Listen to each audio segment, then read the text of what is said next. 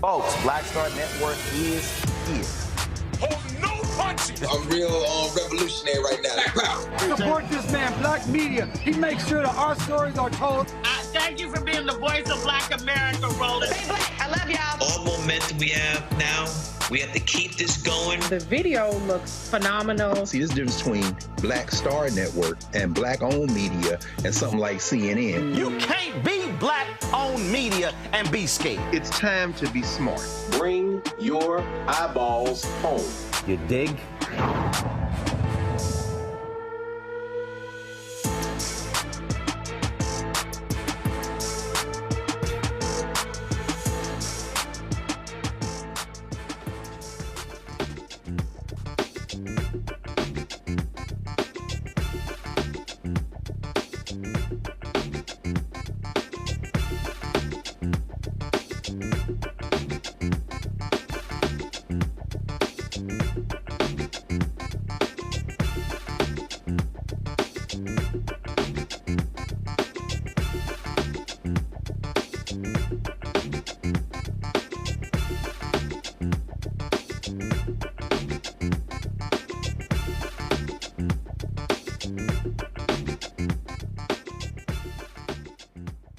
Today is Wednesday, June 26, 2024. Coming up on Roland Martin Unfiltered, streaming live on the Black Star Network. Today is the 11th anniversary of Shelby County versus Holder decision, where the Supreme Court significantly weakened the 1965 Voting Rights Act. We'll look at what lawmakers had to say and talk to Melanie Campbell, the president and CEO of the National Coalition on Black Civic Participation, about that very decision. Also, the Supreme Court says it is not a crime for state and local officials to take gifts valued at more than $6,000, $5,000 from donors who benefited from an office official's efforts. Really? Also, last night, some big races all across the country, including a loss by Congressman Jamaal Bowman. We'll go over the election results. A Georgia judge gets removed from the bench after allegedly assaulting a police officer. Also, the first black female police chief in Louisville, Kentucky, has resigned after mishandling a sexual harassment claim. Plus, NFL Hall of Famer Emmitt Smith says Reggie Jackson's recent comments are proof that DEI programs are needed. Plus, Black-owned media in Atlanta pissed off with CNN for denying them credentials to tomorrow's presidential debate. The CBC PAC weighs in. It is time to bring the funk on Roland Martin Unfiltered on the Black Star Network. Let's go. He's got it. Whatever the miss, he's on it. Whatever it is, he's got the scoop, the fact, the find. And when it breaks, he's right on time and it's rolling. Best believe he's knowing. Putting it down from sports to news to politics. With entertainment just for kicks, he's rolling. It's on go, roll, y'all. It's Roland Martin, rolling with Roland now. He's funk, he's fresh, he's real, the best, you know he's Roland Martin now.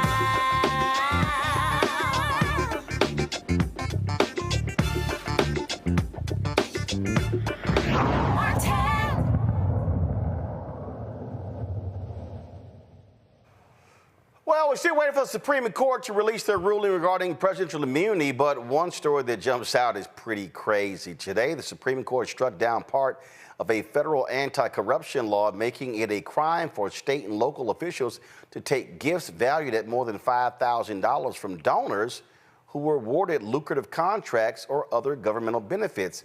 Thanks to that official, in a 6-3 vote, the justices overturned the conviction of a former Indiana mayor who asked for and took a $13,000 bribe from the owners of a local truck dealership after he helped them win $1.1 million in city contracts for purchasing garbage trucks. Now, what's crazy about this ruling is what they laid out. They said that, well, you know what, the law really isn't clear. Prosecutors like, what are you talking about? The law is real clear. How do you come to that conclusion? It's no shock that you would have this court make this decision, considering you have people like Justice Alito and Justice Clarence Thomas who have taken, to Thomas' cases, $4 million in gifts from various people. Talk about absolutely crazy. Introducing my panel right now. from the Fair Election Center, Rebecca Carruthers, joining us out of D.C. Glad to have you here, Rebecca. Robert Patillo, People, Passion, Politics, 1380 WAOK out of Atlanta. And also State Representative Jolanda Jones out of Houston, who's also an attorney.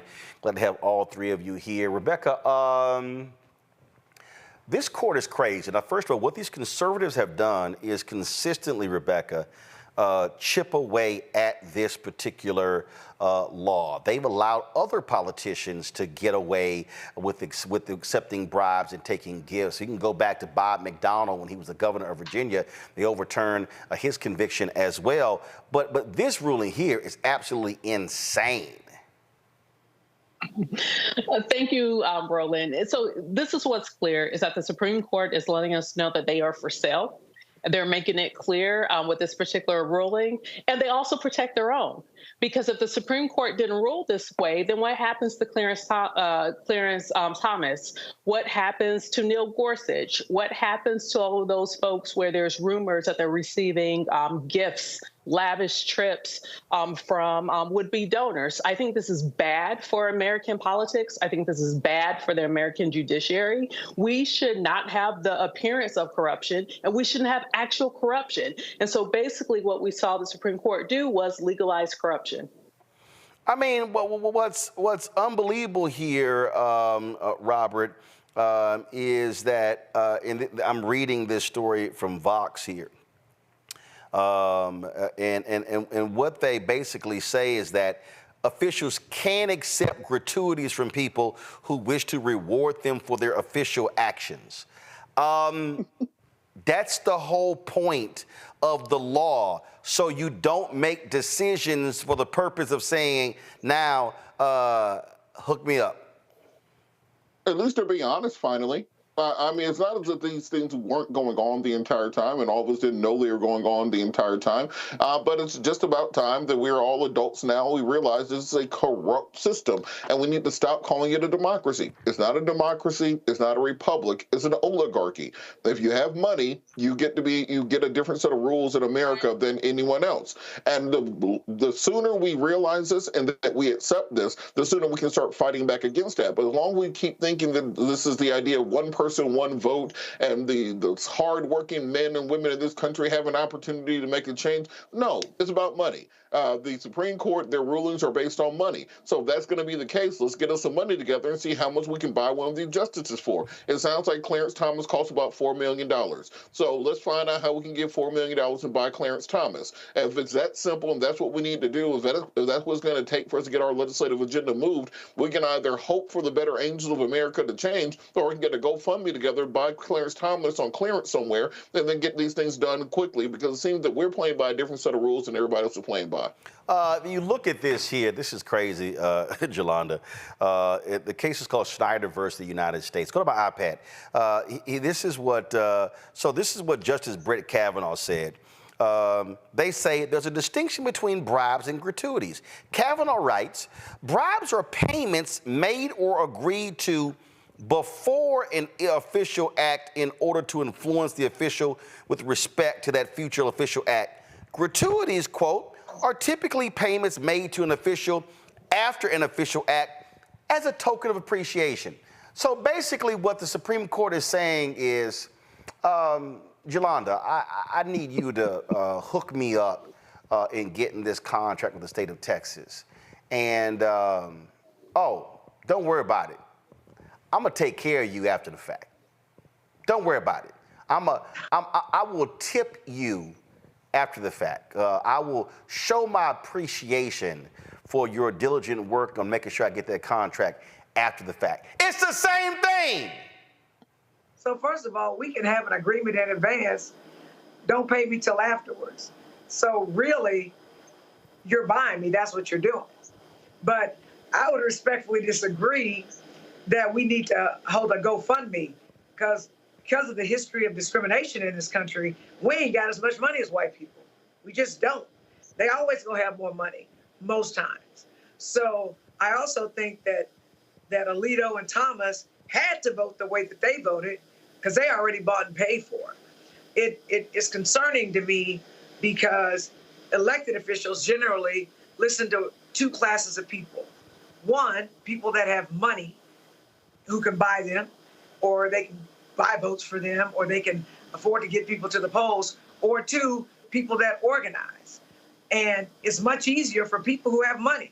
So it's discouraging as a lawyer for 30 years. It's also more discouraging because there is something called stare decisis, which means basically this has already been decided and we're going to follow the law because it's the law.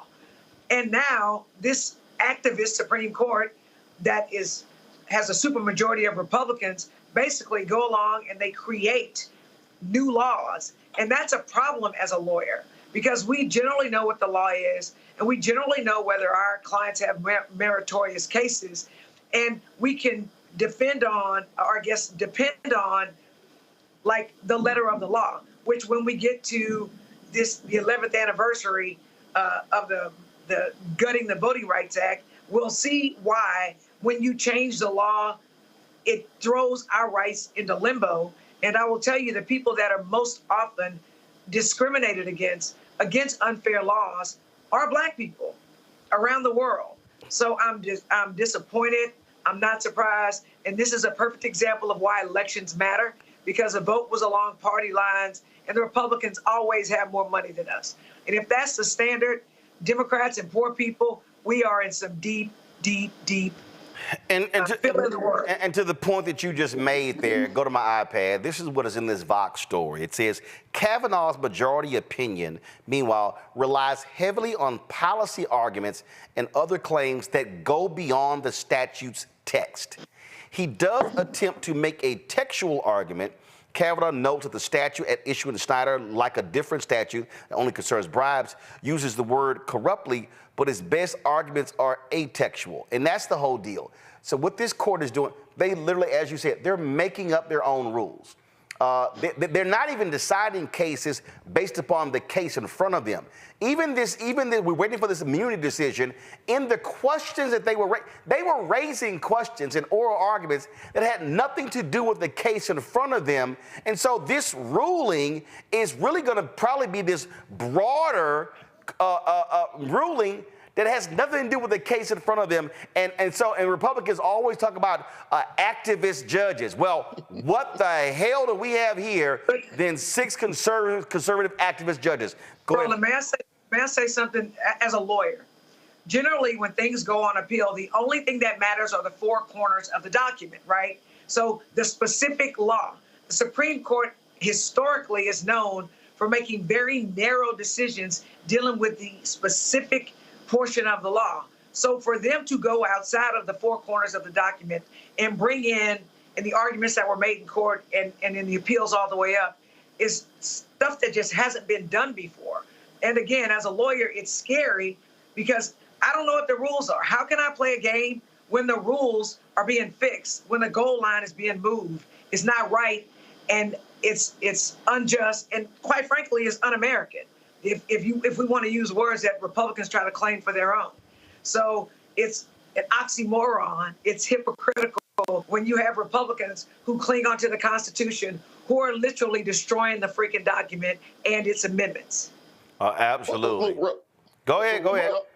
Y'all got to stop trying to hold Republicans to what they said previously. That was way back then. This is now. Now they're admitting to the lies they've been telling you, and they're admitting to who they really have always been. They've never cared about the Constitution. The Constitution was a convenient cover for them when they didn't want to abide by the civil rights laws. They are now making it very clear that if you want something done in America, you better show up with enough money to tip at the end. And I would love to see somebody using this as precedence in a prostitution case to say that, look, I wasn't paying for it, I was just tipping her afterwards, because it's the same process. And now that we know what the rules are going forward, that now it's pay to play by Supreme Court fiat, let's understand that that's the rules and get the money together we gonna need for the legislation we want. Now we know the rules, so now we can play by them. But Roland. Yeah, go ahead. But Roland, if we're going to go there, okay, there's Monica Conyers, expunge Dollar Bill Jefferson's record then, overturn Rod Blagojevich, stop Senator Menendez from going to prison then, clean up Ray Nagin's record. So if we're going to go there, then let's go there then, you know, but this is bad. I don't even know that the Supreme Court has really thought about all of the ramifications of this, because I'm thinking about all the politicians in Chicago, New Jersey, Louisiana. You know, we've seen these cases. I think this is going to be very bad for our democracy. Absolutely. All right, hold tight one second. When we come back, we'll talk about, again, the Supreme Court gutting the Voting Rights Act and the implications and what that has meant for our, so-called democracy ever since. You're watching Roland Martin Unfiltered right here on the Black Star Network. Next on the Black Table with me, Greg Carr, Dr. Gerald Horne, a man regarded by many as the most important historian of our time. He provides us a history lesson I'm betting you've never heard before.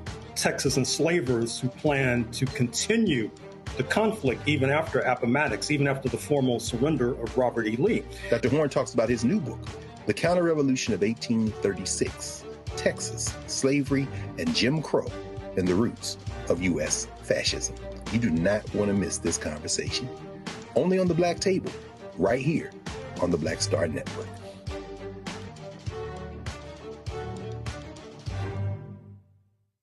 Hello, my brothers and sisters. This is Bishop William J. Barber II, co-chair of the Poor People's Campaign, a national call for moral revival, and president of Repairs of the Breach. And I'm calling on you to get everybody you know to join us on Saturday, June 29th at 10 o'clock a.m. in Washington, D.C. on Pennsylvania and 3rd for the mass Poor People's Low-Wage Workers Assembly and Moral March on Washington and to the polls, and the post effort to reach 15 million poor and low-wage infrequent voters who, if they vote, can change the outcome of our politics in this country. Our goal is to center the desires and the political policy agenda of poor and low-wage persons, along with moral religious leaders and advocates. Too often, poor and low-wage people are not talked about, even though in this country today there are 135 million poor and low-wage persons. There's not a state in this country now where poor and low-wage persons do not make up at least 30% of the electorate. It is time that the issues of poor and low-wage people be at the center of our politics. Living wages, health care, things that matter in the everyday lives. We will no longer allow poverty to be the fourth leading cause of death in this country. We must let our voices be heard. Join us. Go to our website, www.poorpeoplescampaign.org. RSVP. Get others to come. Get a bus. Get a van. Get on the train. Come and let our voices be heard and our votes be felt. Lift from the bottom so that everybody rises.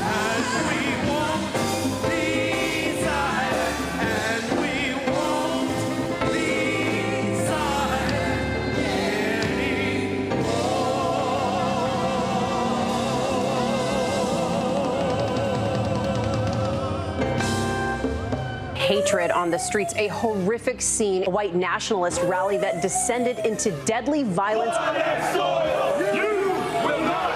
White people are losing their damn minds.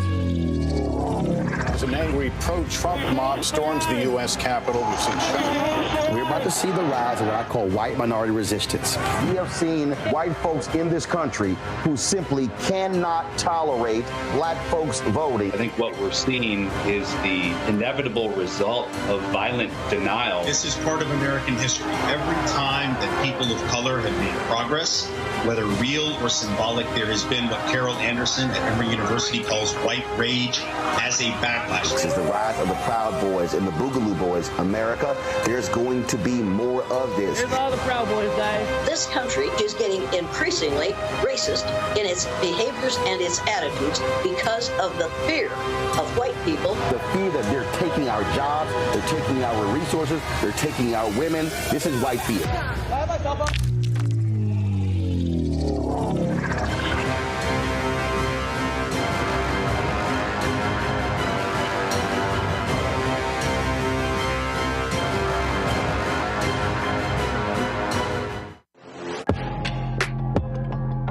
lot of y'all have been asking me about the pocket squares that we have available on our website. You see me rocking the Shelby pocket square right here. It's all about looking different. Now look, summertime is coming up. Y'all know, I keep trying to tell fellas, change your look, please. You can't wear athletic shoes every damn wear. So if you're putting on linen suits, if you're putting on some summer suits, have a whole different look. The reason I like this particular pocket square, the Shelby, is because it's sort of like a flower and looks pretty cool here versus the traditional boring silk pocket squares.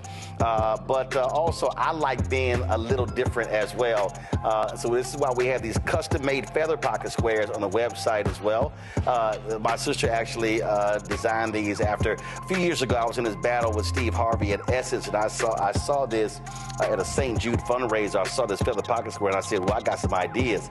So I hit her, and she sent me about 30 different ones. And so this completely changes your look. Now, some of you men out there, I had some dudes say, oh, man, I can't wear that. Well, if you ain't got swagger, that's not my problem.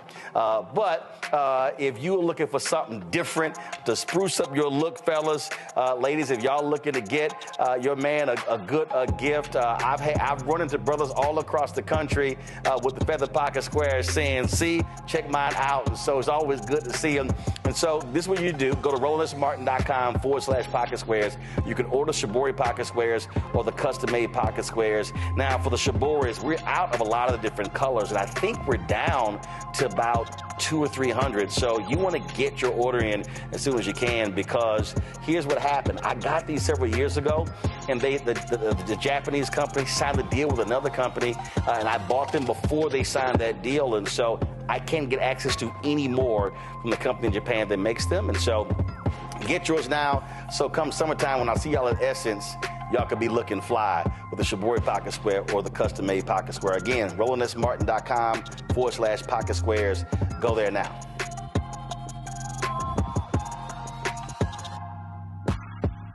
On a next, A Balanced Life, it takes a village to raise a child, and truer words have never been spoken. If you're raising a child, you know that it's a blessed challenge like no other. Even more so if your child has a disability. We'll talk to parents and our expert panelists about the best way forward for your child to help you maintain your own sanity. On a next, A Balanced Life with Dr. Jackie on Black Star Network. When you talk about blackness and what happens in black culture, we're about covering these things that matter to us, speaking to our issues and concerns. This is a genuine people-powered movement. There's a lot of stuff that we're not getting. You get it, and you spread the word. We wish to plead our own cause. Too long have others spoken for us. We cannot tell our own story if we can't pay for it. This is about covering us. Invest in black-owned media. Your dollars matter. We don't have to keep asking them to cover our stuff. So please support us in what we do, folks.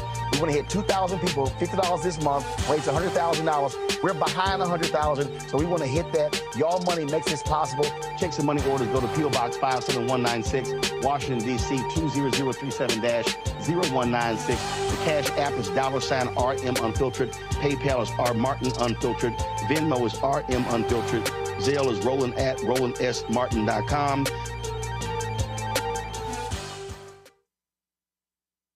Me, Sherry Shepard, and you know what you're watching, Roland Martin Unfiltered.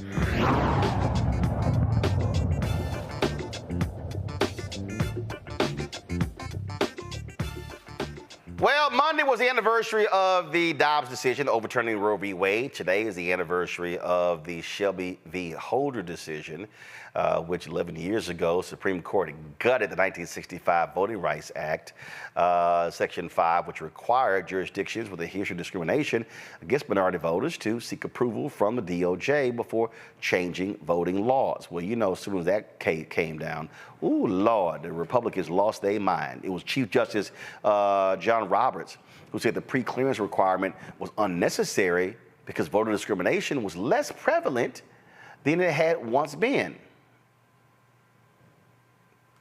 Really? Okay. All right. So Democrats today talked about the importance of that and how critical it is. Joining us right now is Melanie Campbell, President, CEO, the National Coalition on Black Civic Participation, to weigh in as well. And here's the thing, that part right there is still stuck on stupid, where John Roberts figures, oh, things have been so great, we can now get rid of it. No, fool. The reason we have seen the progress is because that was always the backstop. They couldn't screw over people because they knew they needed to get cleared. Roland, great to be with you tonight. Just another example, and it reminds us that foolishness didn't just start with the Supreme Court. In recent times, we've been dealing with this now for well over a decade. And the Shelby v. Holder case is an example of that. And the same court has taken the gloves off in their being an arm of the Republican Party, and they have no shame about it. And so we know elections matter, and the Supreme Court is something we really better pay much more attention.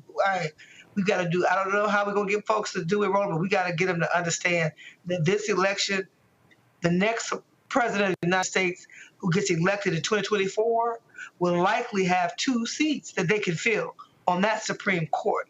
We're talking about if you pick up 2 seats, like the last 3 that were put on there by Donald Trump, they would be able to rule and wipe out rights that would last for decades. So it's a lot running on this. And so when you talk about what happened yesterday, anniversary, these anniversaries now are anniversaries of us losing our rights. Right.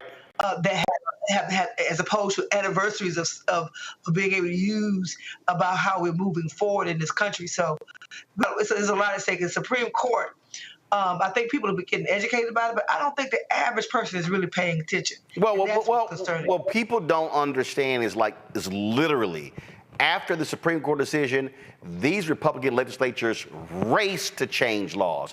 They started shutting down polling locations. They started instituting voter ID. All of these laws, all of these happened after this change. And people also got to remember, before this, every time the Voting Rights Act came up to be reauthorized, it was passed huge numbers of Republicans and Democrats. That's right. 2006. I remember being in your hometown of Houston with Congresswoman Sheila Lee. We were working and having those hearings and how it was bipartisan. I think it was almost 100% vote in the Senate, and it was bipartisan. But what you have is a party that's decided that in order to maintain power, then the structure doesn't work for them. So dismantling the whole system, even with its flaws, is what they're doing. Yep. And so it won't matter about who you vote for. It won't. You talk about one person, one vote. It won't matter. It doesn't matter. We want to stay in power by any means necessary, and they are serious about it. And we better get serious about what that means for our community and this nation. Jelana?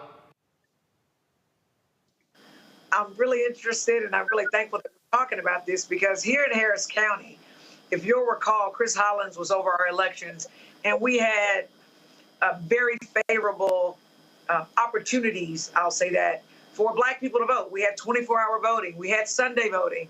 We had all these things to make it easier to vote and not more difficult to vote. Now, the Republicans were kicking and screaming.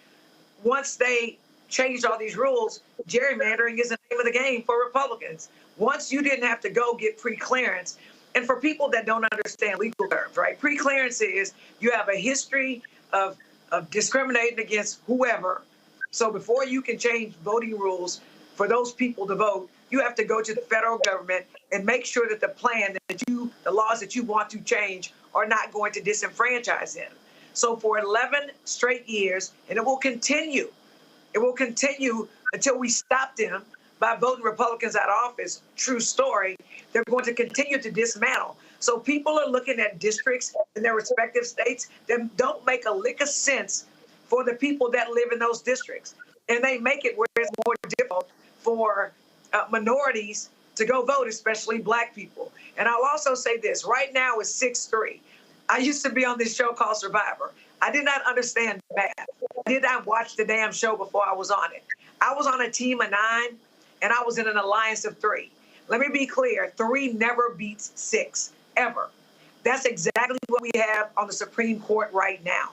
Before Donald Trump was elected and put on 3, the Republicans had 3 votes on the Supreme Court. The Democrats had the 6. Now, when Donald Trump replaced 3 people, it's now 6-3. 2 of the justices are going to leave during the next presidency, which is important why we need a Democrat president, because they get to replace 2. So if you take the 6 that the Republicans have now on the court, because as someone said before, the Supreme Court is just another arm of the right-wing Republican Party. You take 2 from 6, you get 4, and then you add 3 to the 2 to the 3 we have, it would be 5-4. At least we have a chance to preserve some of our democracy and some of the fairness. So absolutely, the courts are on the ballot. They're on, and I suspect that as the Supreme Court listens to more cases, more of the rights that our predecessors, that our ancestors fought for us to have, that Thurgood Marshall fought for us to have, that Rosa Parks fought for us to have, that Martin Luther King fought for us to have, we're going to lose those rights. And trust and believe, Black people, you think that it can get worse? It absolutely can. So we have got to teach Black history and DEI so people can understand how we're going backwards, because what we have is a lot of people who are struggling and they're not paying attention to the big picture. Melanie? Ditto, my sister, right? We're really at war, Roland. This is not whether the pendulum swings. You just, the pendulum swing. There's not going to be a pendulum to swing back. If what they're continuing to do with these cases in the Supreme Court, and they stack the courts, and yes, the Biden-Harris administration has definitely replaced a lot of judges, but not enough, especially in the South where we are, especially where a lot of these things are happening. And so the reality that folks will be able to indiscriminately continue. Georgia just passed a whole other set of rules. Because, Roland, they look at how we vote, and then every cycle, they look at how we vote, and depending on who's in control, the state legislature and the governor's office, they decide how, if they're in a red state, not just a fact, I'm not being partisan, just facts, then they figure out, okay, well, how do we make sure that the next time they vote, that we can make sure that we suppress even more votes. And so that's where we are. And so this Supreme Court, if they have the ability to put 2 more justices on that court, it's a new day, and it's not a good day for our community, because the other part of it, folks are already setting up in case their candidate doesn't win to try to come after and still come back and try to nullify if their candidate doesn't win. And I'm talking about the Republican Party. I'm not advocating, because I am nonpartisan, but I can read and I can pay attention. And we got to make sure our people are paying attention to how we know the economic situation is dire in our community. Every lever of upward mobility is under attack. It's on the ballot. Diversity, equity, inclusion is on the ballot. Voting rights, women's rights, the ability for us to organize as labor unions, anything that impacts the masses with a multiracial a country that we have is under attack. They want a small group of people who have means, rich folks who have means to control. Last I checked, that is an autocracy, oligarchy, whatever, right? The reality is they want the rich folks to run everything, and vote won't matter. They want to set it up, and so whether you Black or brown or young or anything that could be seen as progressive and not about a few people controlling and put a fascist in place. Right. We've seen it. I'm so glad people are talking about the 2025 plan. I know you've talked about it on your show and elsewhere. It's like, look at your eyes are not, but you got to pay attention and got to make sure that we sound the alarm in our community. Right. This is not what you can vote on. Let me quick, Rebecca. Hey, Melanie, it's really good to see you tonight. So we know in Georgia, it's now a felony to give someone food or drink if they're standing in line to vote. We know in Florida, if you help 2 or more folks turn in their absentee ballots, that is now a felony to do so. We know in states like Kentucky and Virginia, there's arbitrary voting rights restoration for convicted felons. We know in Arizona, there's show your papers, and we know that in Wisconsin, there's many voters that were purged off of the voting rolls. So with that said, we also have a lot of targeted misinformation and disinformation towards Black folks in this country headed into the elections. So what do we need to be doing to make sure that we're convincing Black folks to turn out to vote in November? And what support do Black voters need to hear in order to turn out in November? Melanie? Good to see you too, sister. We need to be organizing now, and a lot of our organizations are. But we gotta turn the heat up. We gotta get on the ground. It is not something we're gonna be able to do on our telephones. It's not gonna be just doing a text banking campaign and say that's how we're going. We gotta get in. It's hard work, right? But our ancestors have gone through a whole lot worse. And so that's what it's going to take. It's going to take us organizing together. It's going to take Roland being able to make sure that you and others are able to get the access that you need, by the way, in order to be able to make sure that our communities get information from trusted voices. We know with so many other things, we got this situation we're talking about with the courts. And so there's a lot of things coming at us, but we are a resilient people. And if it didn't matter, it wouldn't be bothering us. So we got to make sure that we help build this country, and we're not going anywhere. I'm doing that. We've been doing our power to ballot campaign since last year, right? And we're going to keep on doing what we need to do, but we also need to come together and make sure that we're strategizing, because the attacks that are going to come through social media, through artificial intelligence, are also going to be things that we don't, in a way that are going to be much more robust. And so we've got to find ways to make sure that folks are getting good information in order to make sure that we're able to vote, but have that vote counted and move our communities forward. We got a lot of work to do, but we can get it done. All right. Melanie Campbell, we appreciate it. Thanks a lot. Thank you so much, Roland. All right, folks, we come back. We're going to talk about Reggie Jackson. He made some comments this week at the historic game took place in Birmingham about how he had to deal with racism. But also, he did another Q&A where he talked about Bear Bryant, how he straight told him to his face that he was a nigger. Oh, wait till we play for you that video. You're watching Roland Martin Unfiltered on the Black Star Network. Support the work that we do. Join our Bring the Funk fan club. The goal is to get 20,000 of our fans contributing on average $50 each a year, $4.19 a month, 13 cents a day. Send your check and money order to P.O. Box 57196, Washington, D.C., 20037 7-0196. Cash App, $RM Unfiltered, PayPal, R Martin Unfiltered. Venmo is RM Unfiltered. Zelle, Roland at RolandSMartin.com. Roland at RolandMartinUnfiltered.com. We'll be right back.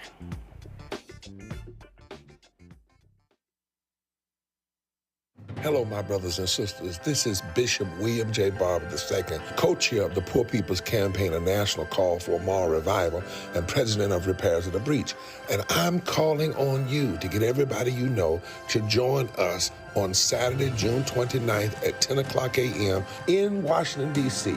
on Pennsylvania and 3rd for the mass Poor People's Low-Wage Workers Assembly and Moral March on Washington and to the polls, and the post effort to reach 15 million poor and low-wage infrequent voters who, if they vote, can change the outcome of our politics in this country.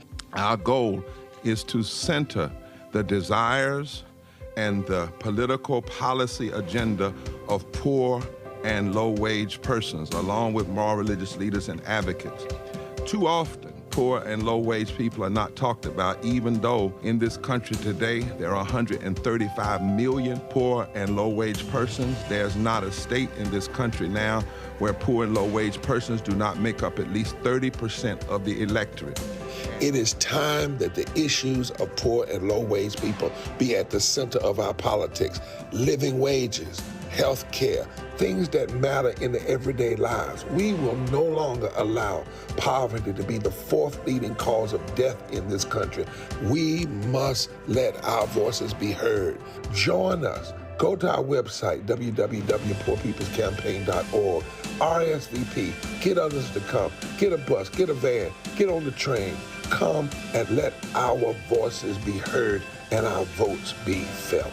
Lift from the bottom so that everybody rises.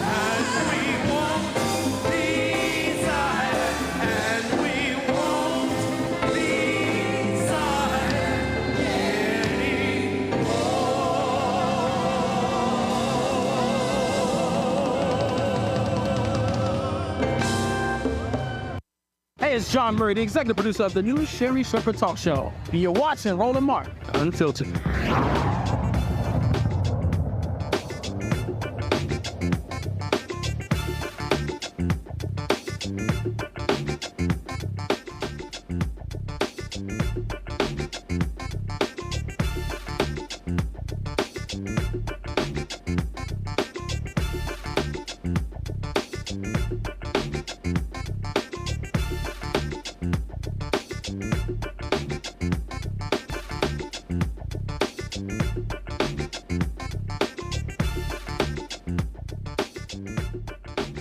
A lot of races across the country last night. One of them that was closely watched was that of Congressman Jamaal Bowman. He lost re-election in the primary to George Latimer in the 16th district congressional race.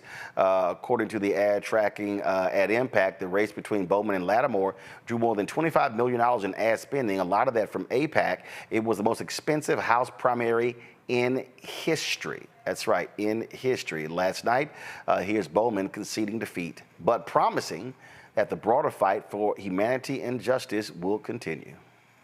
This movement has always been about justice.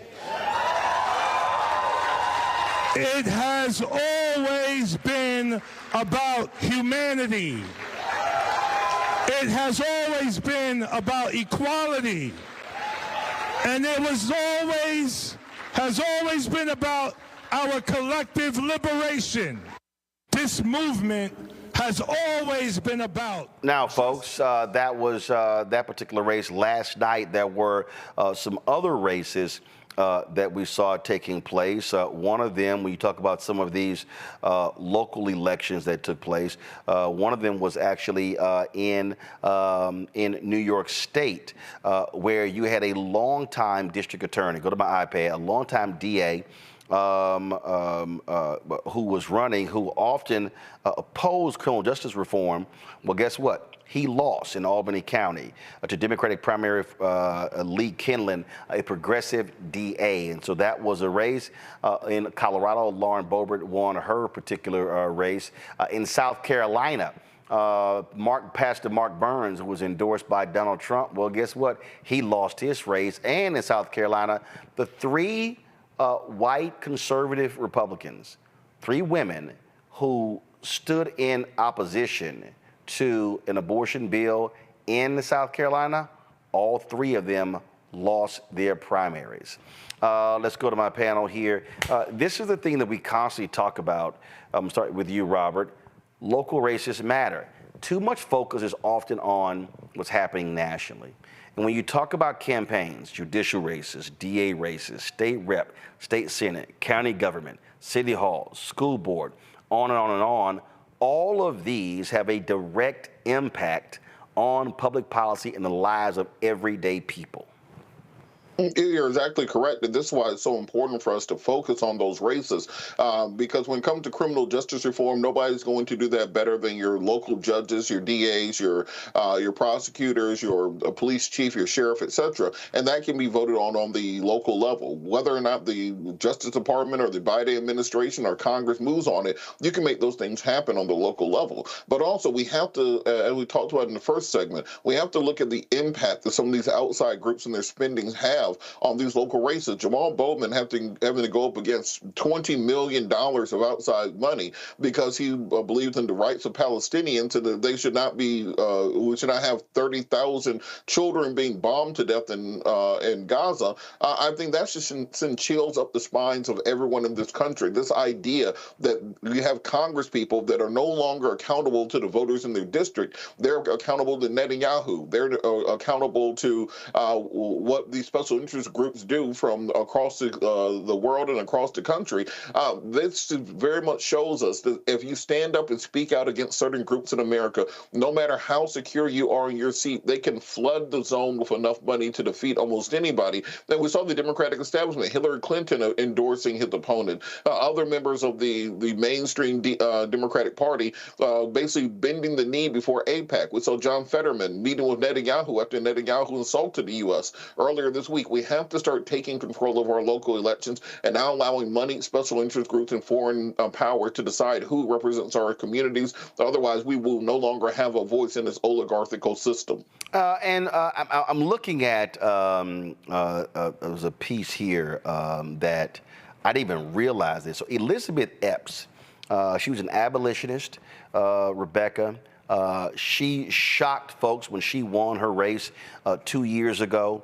But just last night, and look, when she went to the Colorado legislature, I mean, she was sitting here kicking butt, was challenging Democrats left and right. Well, the governor backed another person running against her, and she lost her primary last night. This is a perfect example that people have to understand. Every election matters. When you have somebody who, when you have strong progressive voices, you have to recognize that, hey, they might have won 2 years ago, but if they piss people off, people are going to come after them, which means that those voters have to keep doing the work, and you got to keep showing up. Yeah, and oftentimes this is less about the actual voters, but more about the local party politics. Even if we go back to New York Congressional District 16, Jamaal Bowman's seat, in 2020, it was about 30% Black, 34% white. Now this year, it is 21% Black, 42% white. We know that white voters don't always vote for Black candidates. So now the district was within 4 points between Black voters and white voters, and now it's double the amount of white voters versus Black voters. So I would say even Jamaal Bowman's relationship with the local Democratic Party probably led to that gerrymandering happening in a way that wasn't racially advantageous for where Jamaal Bowman's politics are. And I would be curious looking at Epps' seat to see if there was a redrawing of her particular political subdivision and to understand what that racial makeup is. And I say that to say is that we talk about Republicans playing dirty, but also Democrats play dirty too. And when it comes to these primaries, we're seeing that the progressive voices are being overshadowed by more of the mainstream voices. Even seeing what Hakeem Jeffries' staff and Hakeem Jeffries' office itself said about Jamaal Bowman and trying to paint Jamaal as being anti-Semitic when you and I both know that Jamaal Bowman is not anti-Semitic.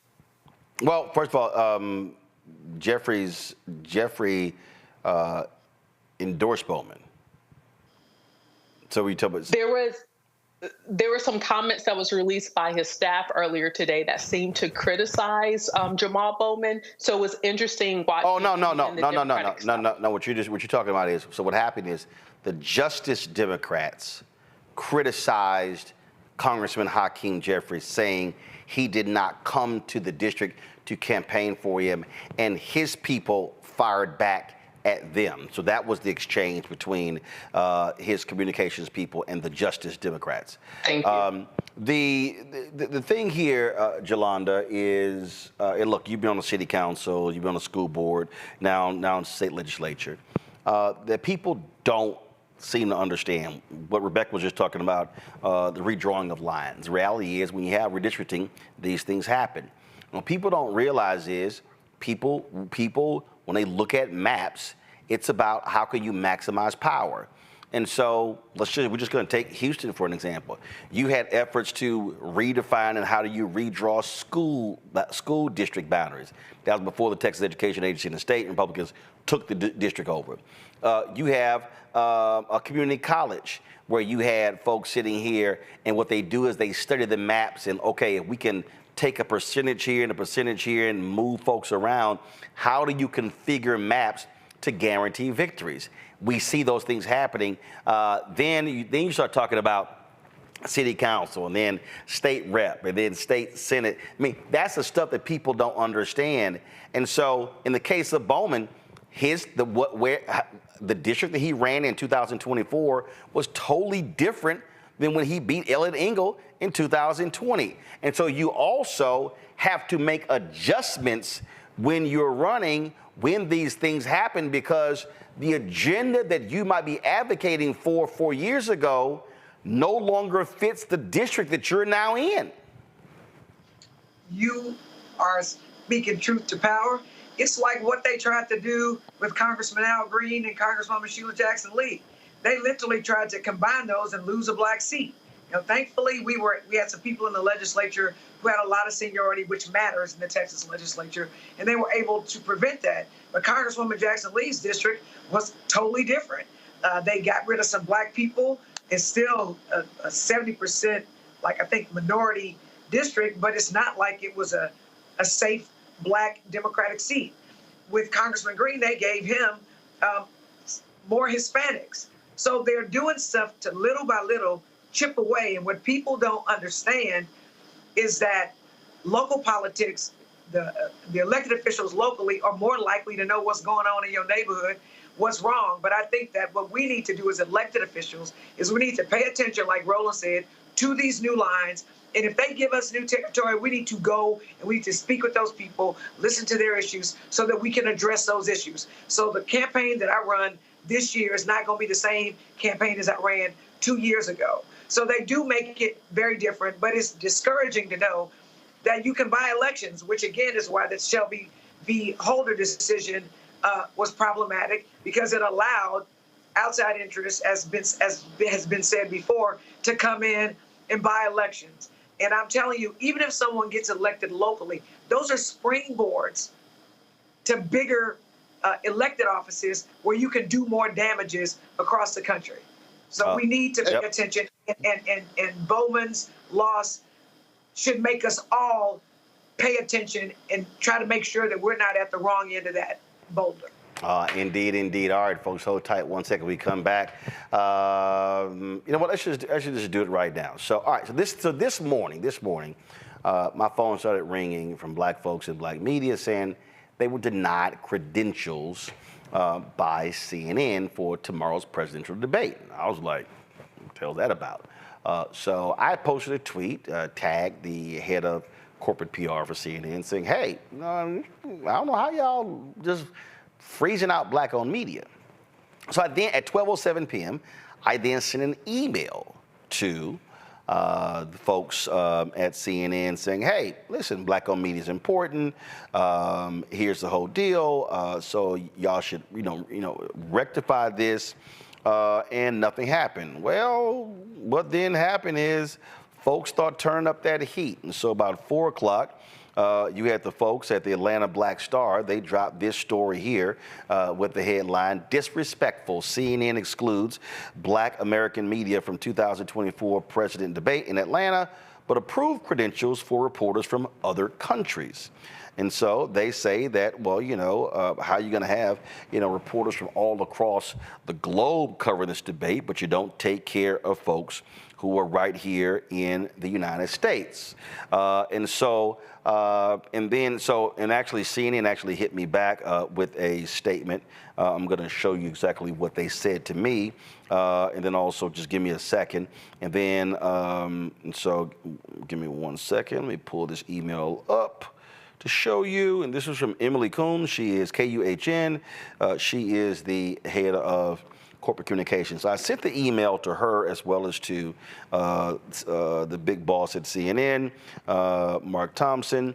And so she goes, "Hi, Roland. Thank you for the note. We're welcoming more than 800 journalists from around the world to Atlanta this week to cover the CNN presidential debate.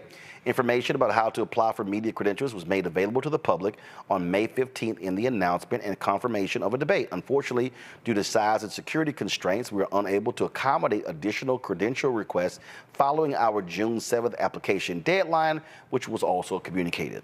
There have been many requests for credentials since June 7th, and again, due to size and security constraints, we're simply unable to accommodate Emily." And so that's what she actually, sent to me there. Now, the Congressional Black Caucus Political Action Committee, well, they weighed in, and this is the statement that they dropped. This came from Congressman Gregory Meeks.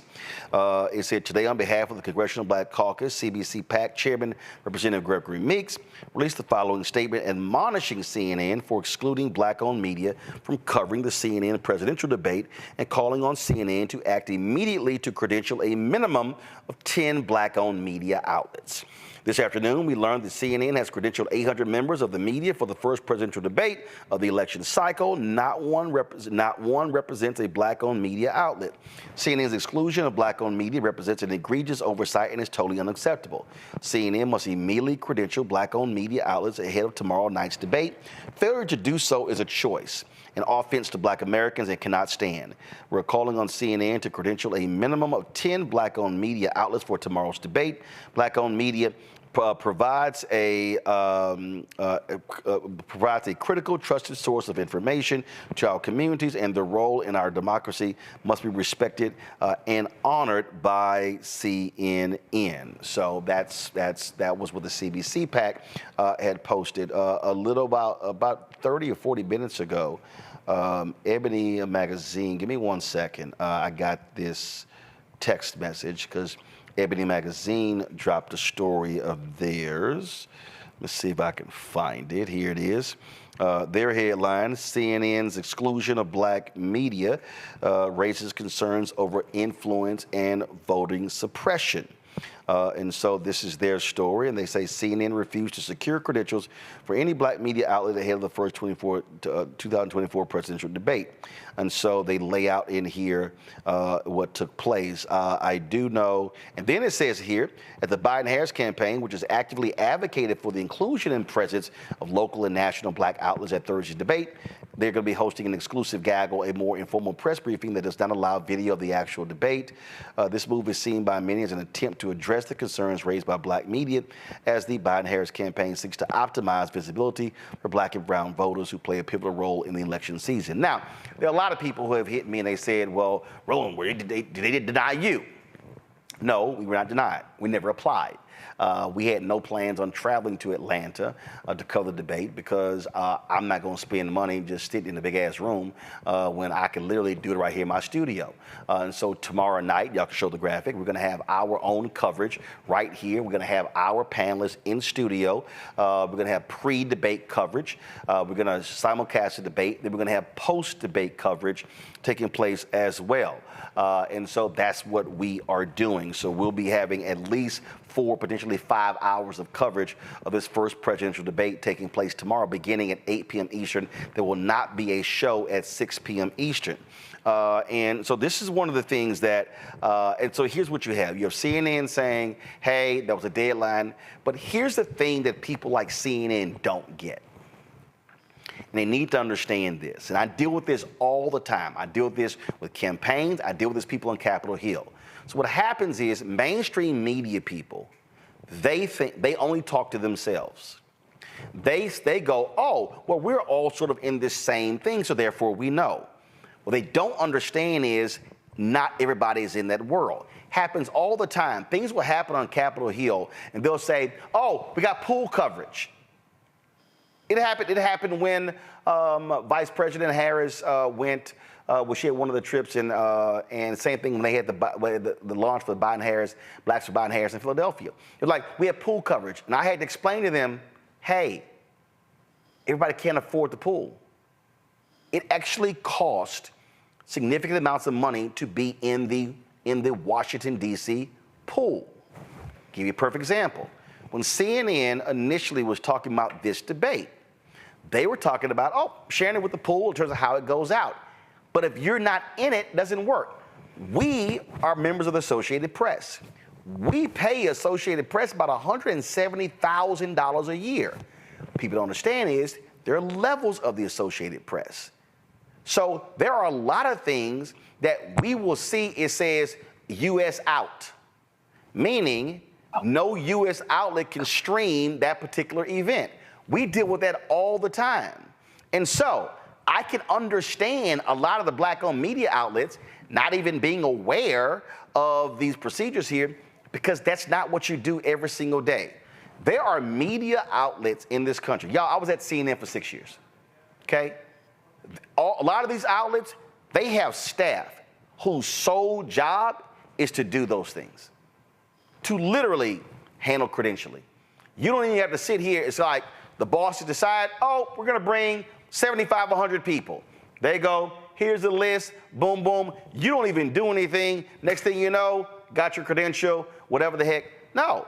And so these things happen. We've had to deal with this when you cover the political conventions. See? So you would think, all of y'all at home, y'all would think, oh, Democrat political convention, national convention, Republican national convention, which means that if you're going to get a credential as a media to cover it, that means you're going to go through the DNC, go through the RNC. Nope. Guess who controls the credentialing? The radio and television gallery on Capitol Hill. They control that process. Well, because here's the deal. They go, well, everybody covers Capitol Hill. No, we don't. So every 4 years, we typically have problems dealing with the people in the radio TV gallery. And then what we have to then do is go to the DNC and the RNC and say, hey, yo, they tripping. That happened in 2016. I had to deal with Sean Spicer to make sure we had credentials to cover the Republican National Convention in Cleveland. We ain't going this year, waste of money. And so we had to deal with him on that. And so we've had to do the workaround to deal with that. And so that's what the CNNs of the world have to understand. Here's what I think makes sense right here. Listen, it's 800 people. You have security restraints. You have time constraints. Robert, here's to me what makes sense. You've had the Atlanta Black Star, Atlanta Voice saying, hey, what the hell's going on? First of all, you can't be in the Black Mecca and you're going to leave out 2 Black Atlanta newspapers. Now, to me, what makes sense is, the CBC, totally understand it. Hey, 10 credentials, not sure how many you can get. But first thing, CNN, credential the Atlanta people. Okay, that's first. And the other deal is here. NNPA, which represents all the Black newspapers, they apply for a credential. And I saw Stacey Brown's tweet where they applied, they were told, sorry, too late. Now, the Atlanta Voice is a member of NNPA. So they can provide their coverage to NNPA for all of their newspapers, okay? They can actually get that. To me, that's actually what you do. And I know that Black Enterprise, Ebony applied, the Shade Room. And so the thing here is, if what CNN should have done, again, when I sent them the email at 12:07 and realized that, hey, this might blow up, quietly go, okay, we're gonna credential these 5 people, boom, there you go. No story. Then you don't get the Atlanta Black Star story. You don't get the Ebony story. You don't get the CBC PAC story. You don't get a potential statement from the National Association of Black Journalists, and it doesn't become a thing. This is called bad PR. And you got to know how to avert a crisis with the PR folk. You don't actually make it work. So I wonder on CNN's PR staff, y'all got any Black people who are in the room? Something tells me that staff don't have any Black people. That might be y'all bigger problem. Well, Roland, I also love that they gave you the standard pat you on the head reaction. Oh, I'm sorry, little Black person, you missed the deadline. If you had only read better, then you wouldn't have done so. And not that they completely missed the context of it, because as you said, they didn't have anybody in the room who could understand that you could not be in Atlanta and not have Black journalists from Atlanta in that room. I applied for a credential and got denied because I'm on radio here in Atlanta, and I was going to cover the debate. Instead, I'm going to go to some of the after after events, or I might fly up to D.C. and hang out with you, Roland. But it's one of those issues where the same progressive media that loves to call Trump racist and love to talk about what Republicans are doing often do the exact same thing. They just do it from a different perspective. They think that their white liberalness covers them from also doing things that are by their very nature racist. They have to understand that if you want to truly speak to the needs of black communities, you have to have black people in the room to tell you what those needs are.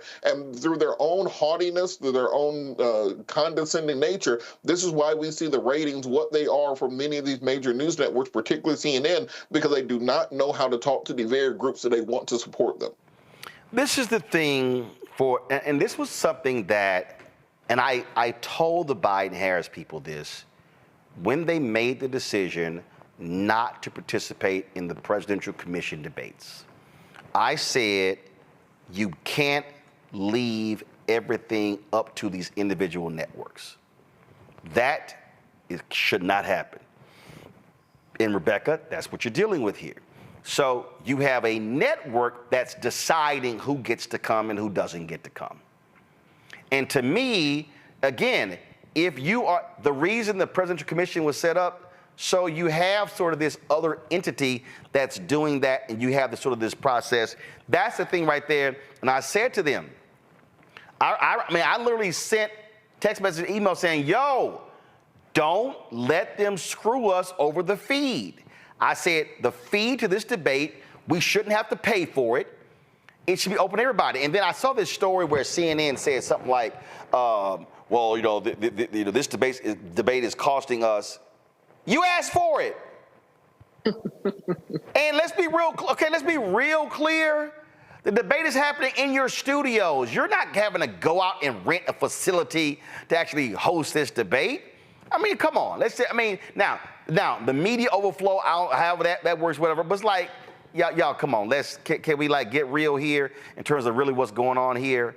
And so that to me is what the campaigns have to understand is if you start putting these things in the hands of the outlets and they get to control the flow, it's going to be a problem. And look, the conservative outlets that are complaining that they didn't get credentialed.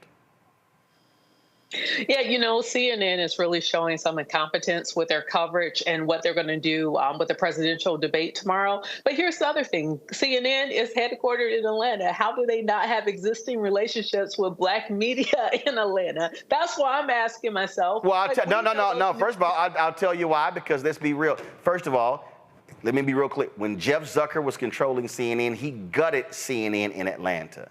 And CNN in Atlanta, they moved all the shows to New York. They completely gutted. They had minimal folks there. They're no longer in the CNN Center connected to the Omni Hotel. They're now in Techwood. So the footprint of CNN has dramatically decreased. So the relationship that CNN used to have with Atlanta, that is not the relationship that they have today. You're not talking, CNN used to be headquartered in Atlanta. Jim Walton was the president he was the worldwide CEO of CNN. His office was in Atlanta. The leader of CNN is in Hudson Yards in New York. And that's part of the problem. Right. If that's the case, then why didn't they just do this in New York? I'm assuming that the people they have in the New York office will be a lot more competent in the intentional outreach that they should be doing ahead of this presidential debate tomorrow night. But this is also going back to the reason why we need to have the structured debate where everyone knows what the process is, how to get involved to cover the debate, who gets to be in attendance for the debate. That was the whole point of the Presidential Debate Commission. So it sounds like we really should be going back to that system instead of allowing third-party groups who have different points of view or even have a different set of interests other than just providing the debate to the American people. This simply doesn't make sense, and there has to be a better way, and we've seen a better way in previous presidential cycles. Jolanda? So some things come to my mind. One, they don't really care about us is the first thing that comes to my mind.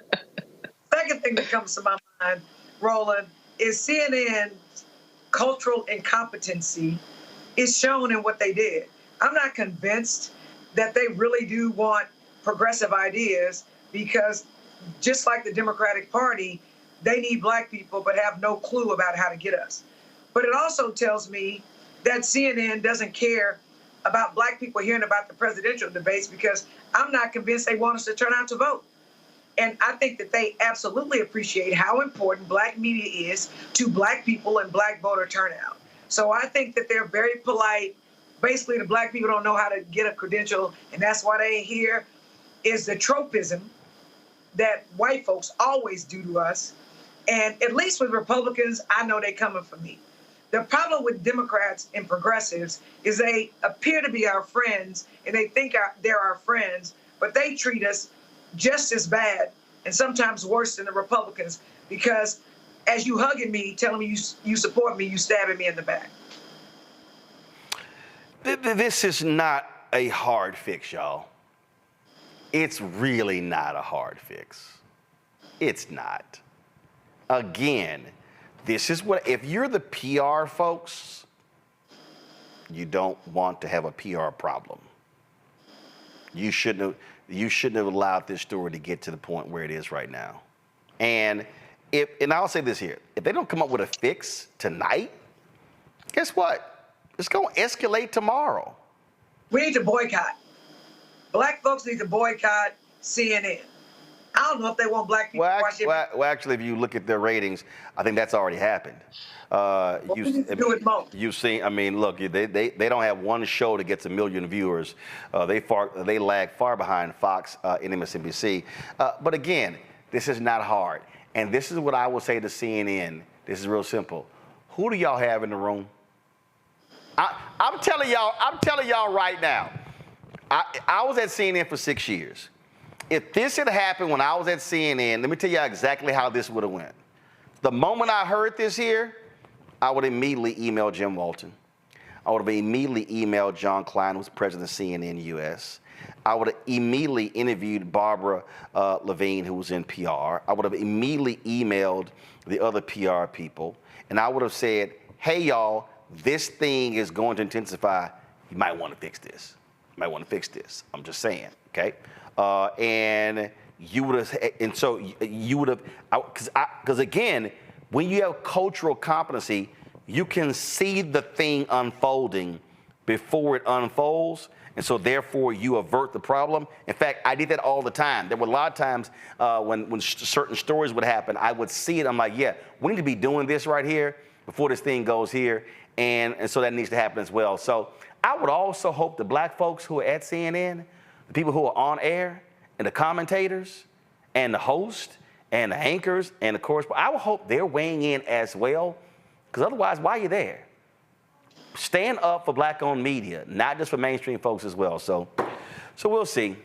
All right, y'all, going to a break. We come back. Let's talk about Reggie Jackson and the comments that he made last week. People are still talking about. You're watching Roland Martin Unfiltered on the Black Star Network. I need you to scream for your new beginning. 5, 4, 3, 2.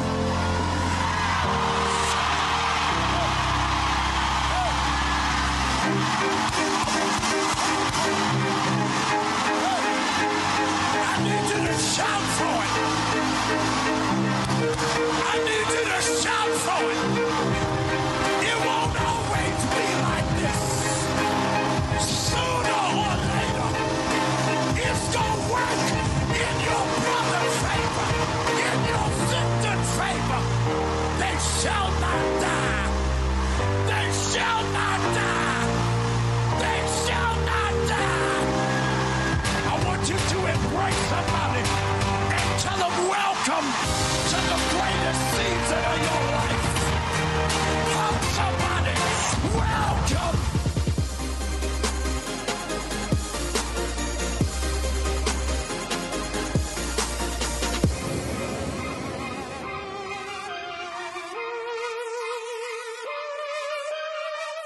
Me, Sherry Shepard with Sammy Roman. I'm Dr. Robin B., pharmacist and fitness coach, and you're watching Roland Martin Unfiltered.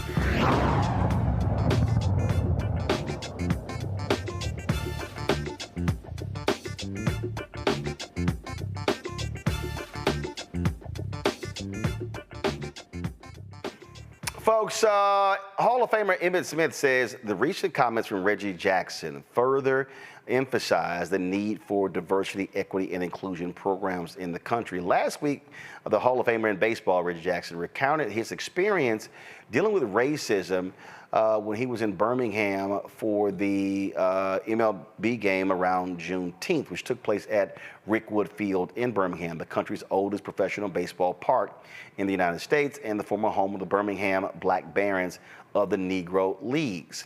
Smith released this statement on Tuesday. He said, "As I'm reflecting on Reggie Jackson's raw comments from last week, it reinforces why DEI programs and initiatives must exist.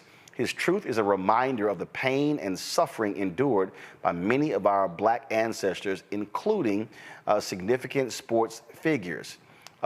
Few legends," he says, "few legends like him are alive to share their stories and shed light on the racist history of this. This is why DEI is so vital for the progress of this nation. People with power, money, and influence must acknowledge these horrifying times when America failed Black people and Black and brown people to dismantle the systematic racial systems that still exist today.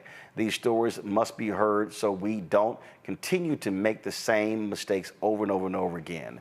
Now, in case you missed what Reggie Jackson said, we're going to play a couple of bites because there's a new bite that you may not have seen. And so this right here, so actually go to my iPad. So this is the statement that Reggie Jackson made on the Major League Broadcast Conversation. Reggie, the baton has been passed for over a century here. We've been talking earlier about if it wasn't for the Willie Mays, the Jackie Robinson, the Reggie Jacksons, the three of us wouldn't have an opportunity to play. How emotional is it for you to come back to a play that you played with one of the greatest teams around? Alex, when people ask me a question like that, it's like coming back here is not easy. The racism that I played here, when I played here, the difficulty of going through different places where we traveled. Fortunately, I had a manager and I had players on the team that helped me get through it. But I wouldn't wish it on anybody. People said to me today, I spoke, and they said, "You think you're a better person? You think you won when you played here in Concord?" I said, you know, I would never want to do it again. I walked into restaurants and they would point at me and said, "Can't eat here." I would go to a hotel and they say, "Then can't stay here." We went to Charlie Finley's country club for a welcome home dinner and they pointed me out with the N-word. "He can't come in here." Finley marched the whole team out. Finally, they let me in there. He said, "We're going to go to the diner and eat hamburgers. We'll go where we're wanted." Fortunately, I had a manager, Johnny McNamara, that if I couldn't eat in the place, nobody would eat. We'd get food to travel. If I couldn't stay in a hotel, they'd drive to the next hotel and find a place where I could stay. Had it not been for Raleigh Fingers, Johnny McNamara, Dave Duncan, Joe and Sharon Rudy, I slept on their couch 3-4 nights a week for about a month and a half. Finally, they were threatened that they would burn our apartment complex down unless I got out. I wouldn't wish it on anyone. The year I came here, Bull Connor was the sheriff the year before.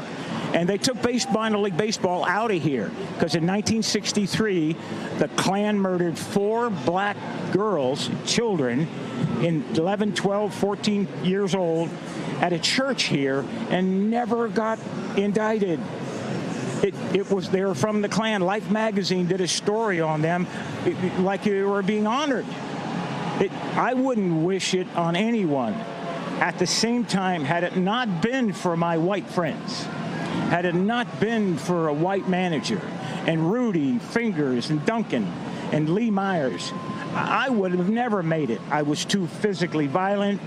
I was ready to physically fight I'd have got killed here because I'd have beat someone's ass, and you'd have saw me in an oak tree somewhere. Reggie, I can't even imagine. It's awful you had to go through that, but you know, appreciate you sharing the rawness and the honesty of it with our audience. I mean, really, we love you, Reg. Yeah. Thank you. Quick history lesson right there. That's a great history lesson. Reggie Jackson telling us all about it, preaching. Wow. Now, Reggie Jackson also participated in a Q&A with my good friend Roy Johnson, who is a columnist with AL.com. And he said this about legendary football coach, Alabama great.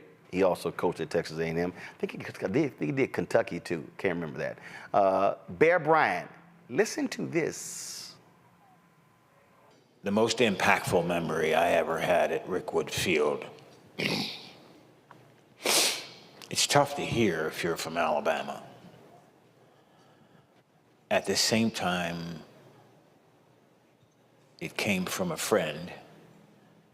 He never apologized for it, but he was a friend. I'd hit 2 triples in a game, and I could run like a deer. After the game, the few people were around. Charlie Finley had come to that game. His son, Paul Bryant, was there. Paul Bryant was there. Alf Van Hoos was a sports writer here in this town. And Bear Bryant. And I was getting changed, finishing a shower and putting my shirt on. And Bear Bryant walked up to me and paid me a compliment.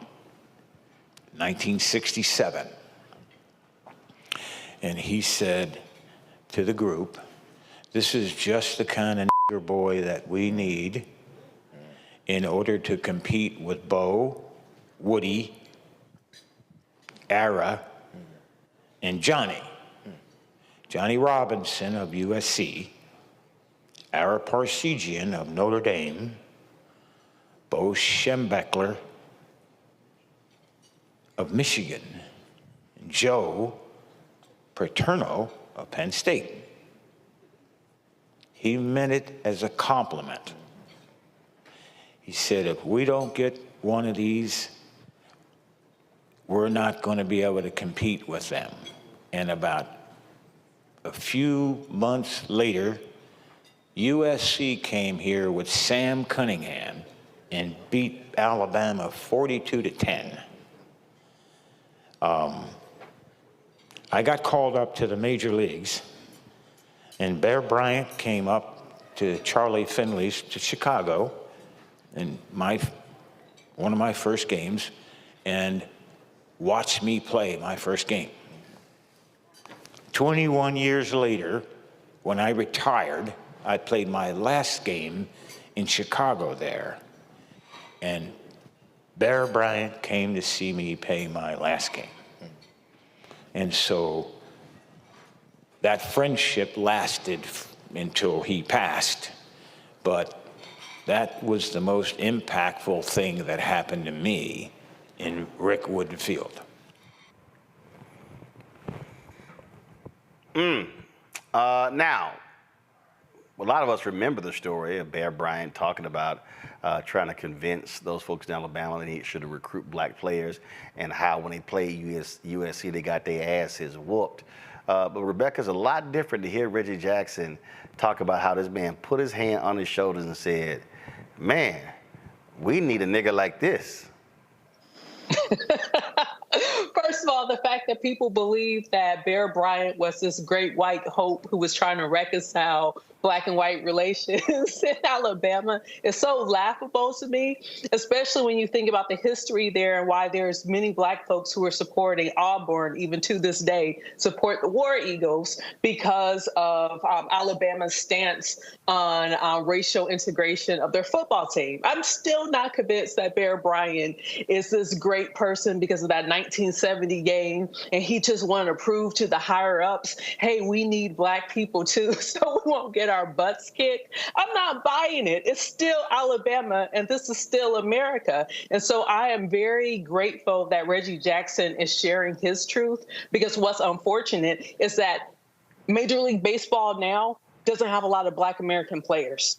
Because Major League Baseball decided, okay, we could go someplace, quote unquote, cheaper and invest money in it to create a pipeline of players, i.e. going into the Caribbean, to the Dominican Republic and some of the other islands to recruit players. But hearing Reggie Jackson in his own words, especially on the heels of Willie Mays passing, it's a reminder to us all. Just because Jackie Robinson or just that one person, quote unquote, broke the color barrier doesn't mean that there isn't decades and decades of racial trauma for those who were still involved in the sport. But quite frankly, we can even take this out of sport. Just because we have civil rights laws in the books, those who are the first Black person to do this or the first Black person to do that, it doesn't mean that the rest of us Black Americans aren't carrying the trauma and the scars of racial hostility and violence towards us. And you know, Jelana's a whole bunch of those folks he was talking about, they still living.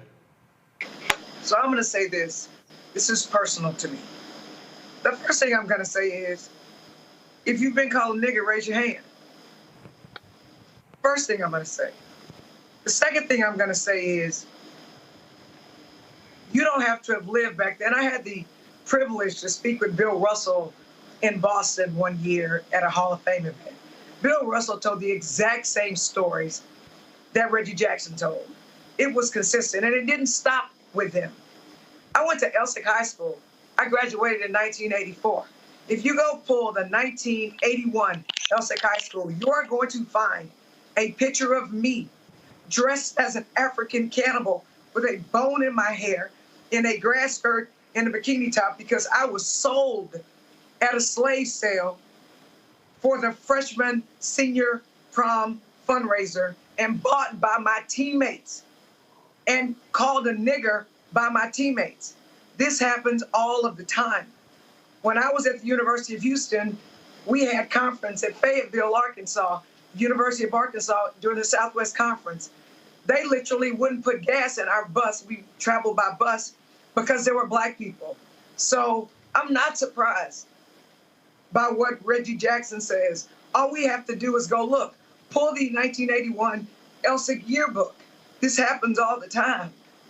And I think the thing that concerns me the most or hurts me the most is people think because one Black person was president or because Oprah's a media mogul or because Tiger won or Venus and Serena won, that racism does not still exist. It absolutely does. And we need to listen to these stories and we need to share these stories. And just because you made it doesn't mean that racism is not affecting other people. Robert? And I think that this goes a lot deeper than simply sports. As Rebecca was making the point, that right now you have someone like Charlie Kirk, who is openly saying that part of Project 2025 will be repealing the Civil Rights Act of 1964. They are now trying to put dirt on the legacy of Dr. King. We saw Tucker Carlson did an interview with some Black preacher trying to dissuade people from believing and supporting the work of Dr. King. These people made it very clear that their goal in this next election is to do a wholesale reversal of American society. The first Trump term was about making America great again, quote unquote. The second Trump term is about returning to that great America they think they're creating, one that existed prior to Black people having the rights to integration, prior to Black people having a protected right to vote, prior to Black people having social mobility and the economic opportunity to outdo many people in the white communities. This is why they're fighting so hard against diversity, equity, and inclusion, as Emmett Smith pointed out.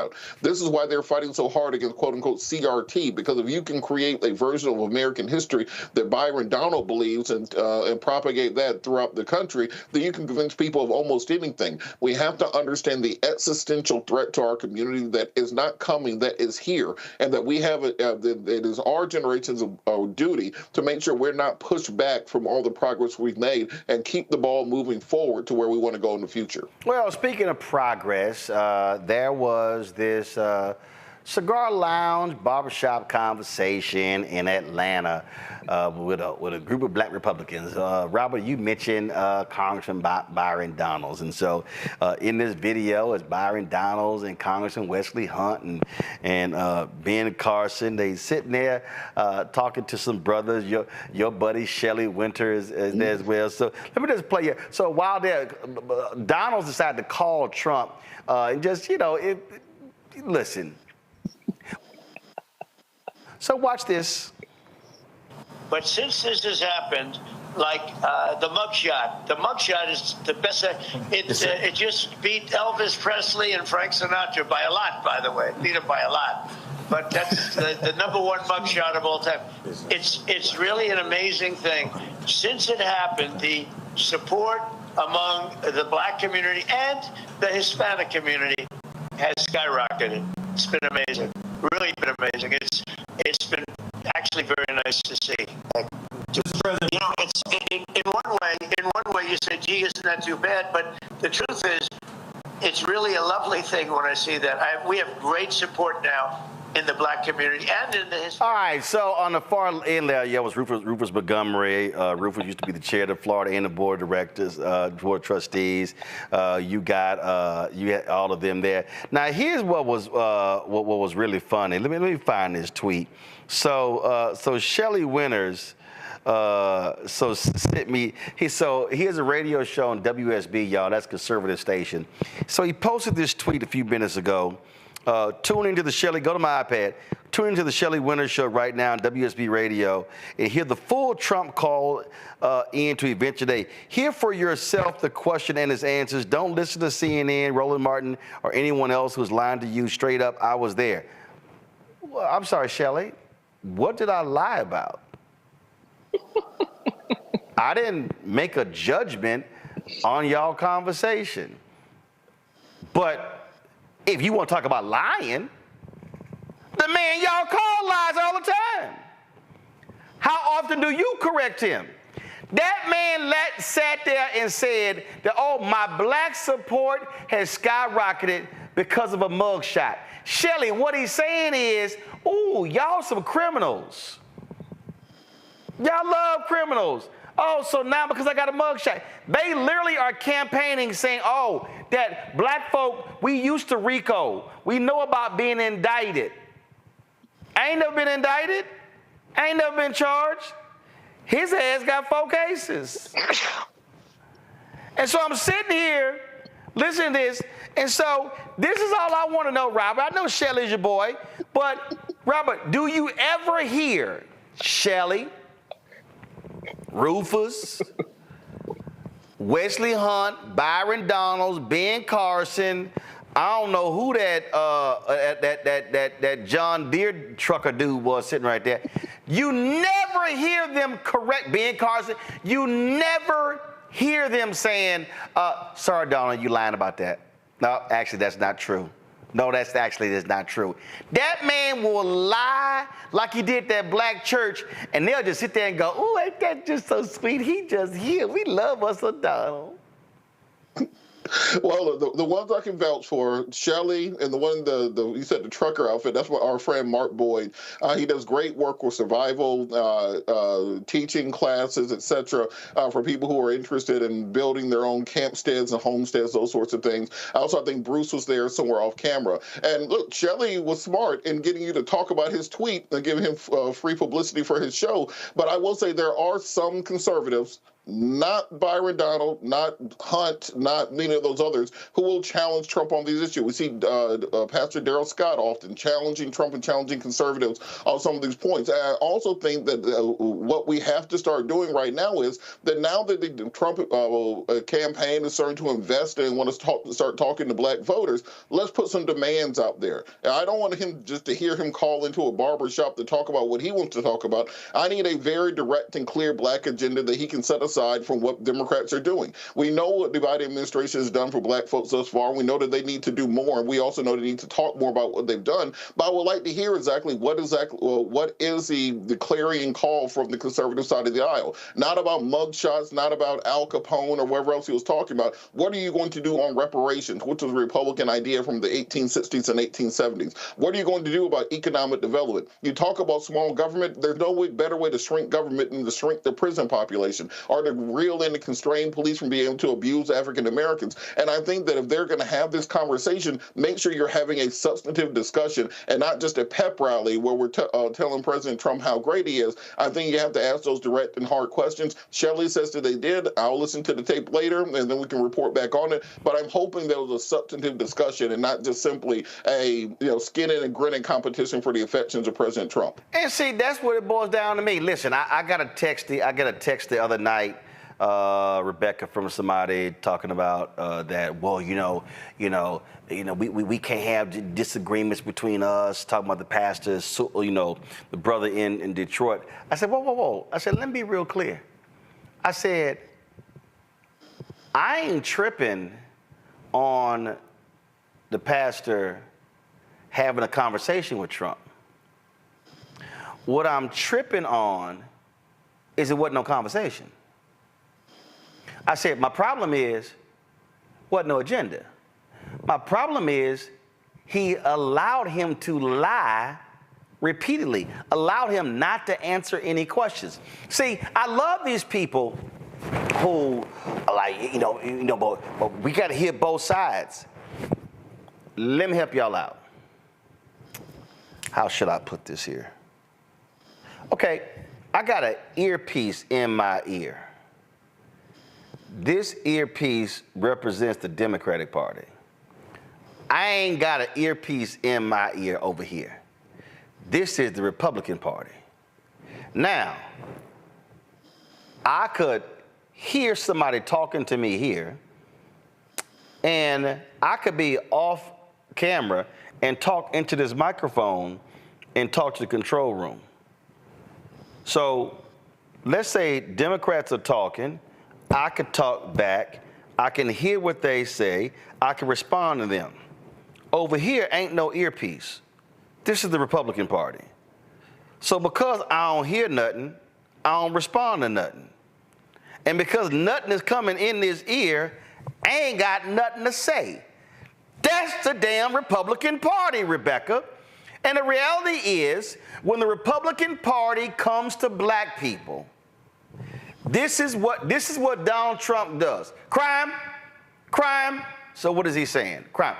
A group of black Republicans in Illinois called this meeting, and they had charts and all kind of stuff to the Illinois Republican Party talking about how they could appeal to black voters. And when they were done, Rebecca, this is what the white Republicans said to the black Republicans. Now, we not going to support welfare. And the black Republicans are like, who the hell brought up welfare? And so for all these people who say we should be listening to both sides and we should have folk compete for our vote, okay. Where's your agenda? And once you present your agenda, are you going to listen for our response to your agenda? And then how you going to respond when we hit you back and what we want don't jive with what you said to us? If people like Byron Donalds wanted to have an actual conversation on policies that are befitting and are in the best interest of black folks, we could have that conversation out of the context of Republican versus Democrat. We could have that conversation talking about black progressivism. We could have that conversation talking about black conservatism and what that actually looks like.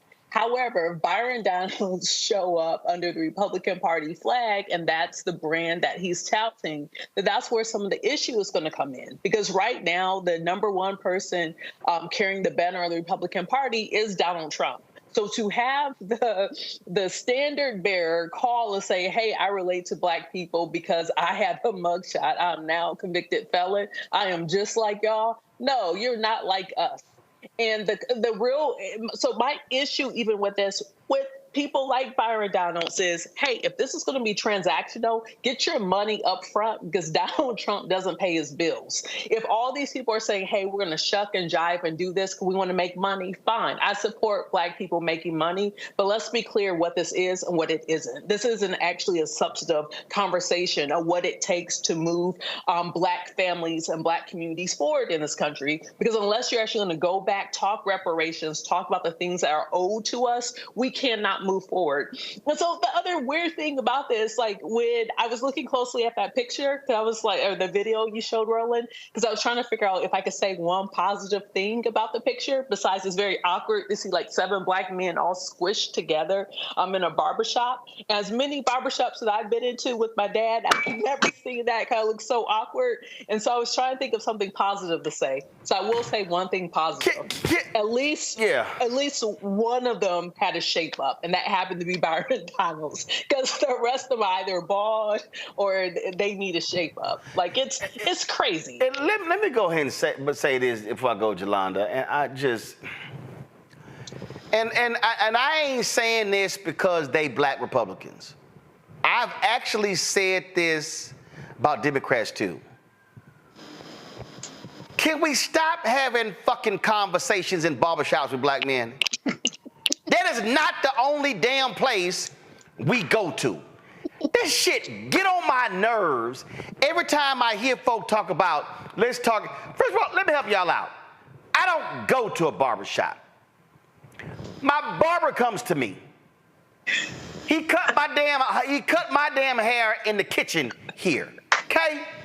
All right, so it's some Black men out here where we actually make appointments. We no longer sit our ass. Listen, I remember growing up and my dad taking us where Harvey cut our hair and shit. We be there for 5, 6, 7 damn hours. We ain't got all that damn time. But I'm sick and tired of every time these strategists, Republican and Democrat. Oh, let's talk to Black men. Let's go to the barber shop. Let's talk to Black women. Let's go to the beauty shop. Damn it. Go somewhere else. Jolanda, go ahead. So, first of all, they caricature us. That's just what they do. So, it's frustrating to me because why aren't we on the golf course? People play golf. Or why aren't we in the suites at sporting events? Or why aren't we in the boardroom? Because they don't presume that we're there. And as long as we sit down and we allow these conversations, then that's something. I'll also say this, Roland. Every time they got something to say, they got something negative to say about you because they're trying to beat you down because they know we listen to you and you understand us. So when your name are on their lips, it's because you're relevant. The next thing, Wesley Hunt ain't got nothing to say. He's here in Houston. He's currently being investigated for spending over $70,000 in campaign funds to join an exclusive white country club. So he ain't gonna say anything about Donald Trump and convicts because he might end up being one. The next thing that I'll say is the Black people that Republicans seem to embrace always seem to have an Aunt Jemima or an Uncle Tom sort of vibe to them, which last time I heard, I'm not walking around with a scarf tied on top of my head, chewing tobacco or whatever. So I think that we need to call them what they are, and we need to stop having the conversations that they want to have, because in order to have substantive conversations about us, you actually have to have a brain. And quite frankly, I believe that Republicans are so terrified of being identified by Trump and getting primary that all they're going to do is sign off on what he says. And that's not a way to have government that represents everybody. All I'm saying is this is my problem. If y'all want to have a Black conversation, come talk to Black people. Come on. Listen, I ain't afraid. Everybody know. I had Ben Carson on my show when he ran for president on TV1. I had Senator Tim Scott. I've had Byron Donalds on here. Carol, do this here. Call Wesley Hunt's office and invite his ass. Call him every day. Call Donald's office. It's like, if y'all want to have a conversation, let's have a conversation about a Black agenda. Because Trump ain't got one. He ain't got one. And we know that. We know he ain't got a Black agenda. And we know what Project 2025 is. We know this. So I would love to hear, and maybe, Robert, you can find out. Shelly Winter, since your ass wanted it. And matter of fact, Shelly, don't just come on my show when Robert co-hosting, when he guest hosting. Bring your ass when I'm here. Come on, Shelly. Bring your ass on this show when I'm here. I'll wait. Because, see, here's what I would love to know. I would love to know, out of all the black men sitting in that damn barbershop, how many of y'all challenged Trump when he said he is going to give immunity to all cops if he comes in so they can do their job? Uh-oh. Uh-oh.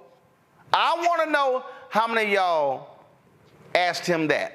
I want to know how many of y'all said to Trump, are you going to aggressively investigate police officers in wrongdoing like the Biden-Harris administration has done? Because there was one patterns and practice investigation under Trump for 4 years. It's been almost 12 under Biden-Harris. I'll wait. Let me see what y'all got.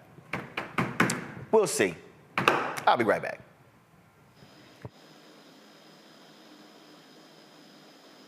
Hello, my brothers and sisters. This is Bishop William J. Barber II, co-chair of the Poor People's Campaign, a national call for moral revival, and president of Repairs of the Breach.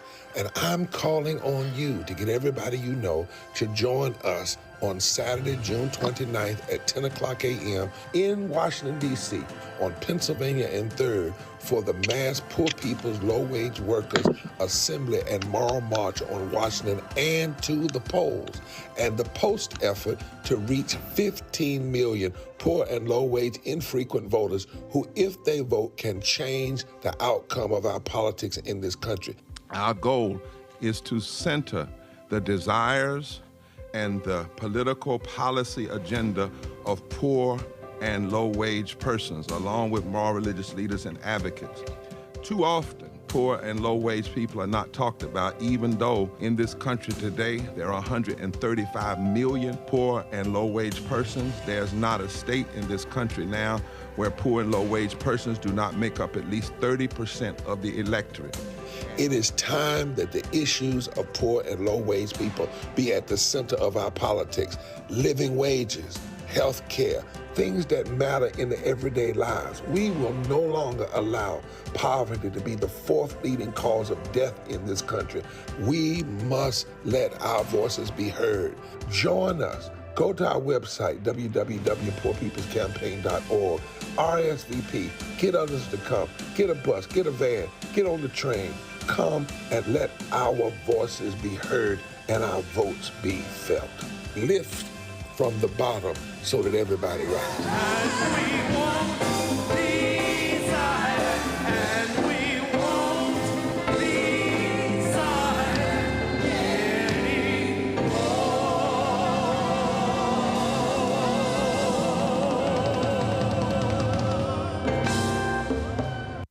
I am Tommy Davidson. I play Oscar on Proud Family, Louder and Prouder. Right now, I'm rolling with Roland Martin, unfiltered, uncut, unplugged, and undamn believable. You hear me?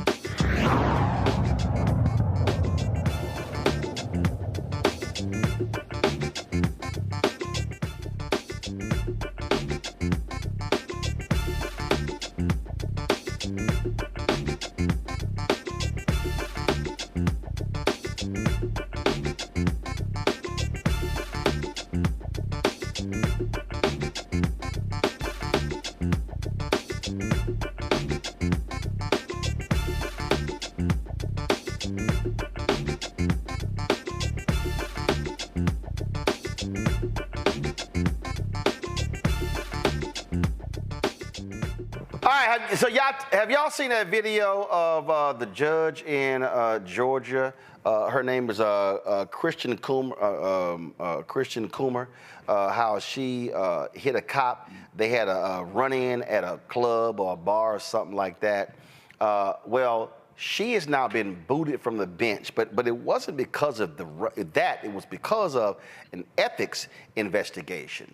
After 4 separate hearings on 30 ethics charges, the Georgia Supreme Court ruled that Douglas County probate judge Christina Peterson should be removed from the bench and not eligible to be elected or appointed to any judicial office in Georgia for the next 7 years. The 38-year-old judge is accused of assaulting a police officer outside an Atlanta nightclub. Court documents note that Peterson violated the Code of Judicial Conduct and several violations of the Judicial Qualifications Commission. They said showed a pattern of judicial misconduct while in office. This video, Robert, sure don't help her situation. Well, why is everything always got to happen in Georgia? Well, nothing ever happens in. Hey, y'all the new Florida. Okay, 2 things. One, I'm texting Shelly. Shelly says, I'm game whenever you want, love it, for a debate. So Shelly has agreed to come on the show to debate you about me being involved to where. So Carol has his info. I'll shoot it over to her after the show so y'all can get it set up.